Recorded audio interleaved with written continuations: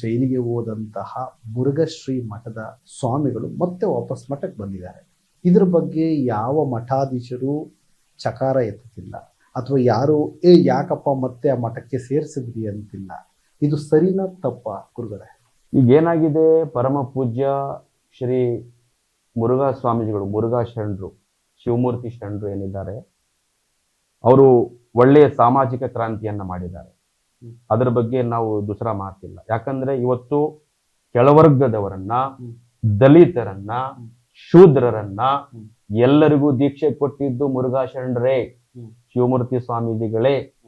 ಬಸವಣ್ಣನವರು ಅಂದಿನ ಕಾಲದಲ್ಲಿ ಏನೇನು ಕ್ರಮಗಳನ್ನ ತೆಗೆದುಕೊಂಡ್ರು ಸಾಮಾಜಿಕ ಬದಲಾವಣೆ ಆಗಲಿಕ್ಕೆ, ಆ ಎಲ್ಲ ಸಾಮಾಜಿಕ ಕ್ರಾಂತಿಯನ್ನ, ಸಾಮಾಜಿಕ ಬದಲಾವಣೆಯನ್ನ, ಗೊಡ್ಡು ಸಂಪ್ರದಾಯವನ್ನ, ಮೂಢನಂಬಿಕೆಯನ್ನ, ಜಾತಿ ತಾರತಮ್ಯವನ್ನ ಹೋಗಲಾಡಿಸಲಿಕ್ಕೆ ಮುರುಘಾ ಶರಣರು ಬಹಳಷ್ಟು ಶ್ರಮ ವಹಿಸಿ ಎಲ್ಲರಿಗೂ ಕೂಡ ದೀಕ್ಷೆಯನ್ನು ಕೊಟ್ಟು, ಅನೇಕ ಎಲ್ಲಾ ಸಮಾಜದವರೆಗೂ ಕೂಡ ಅದಕ್ಕೆ ಏನೇನು ಅನುಕೂಲ ಬೇಕು ಅನುಕೂಲ ಮಾಡಿಕೊಟ್ಟು ದೀಕ್ಷೆ ಕೊಟ್ಟು ಅವರು ಮಾದರಿ, ಬಸವಣ್ಣನವರಂತೆ ಮಾದರಿಯಾಗಿದ್ದಾರೆ. ಈಗ ಏನಾಗಿದೆ, ನಾವು ಮಾಧ್ಯಮದಲ್ಲಿ ನೋಡ್ತಾ ಇದ್ದೀವಿ. ಆದ್ರೆ ಕಾನೂನು ಎಲ್ಲಕ್ಕಿಂತ ದೊಡ್ಡದು. ಕಾನೂನಿನಲ್ಲಿ ಅವರು ಅಪರಾಧಿ ಅಂತೂ ಕೂಡ ಆಗಿಲ್ಲ.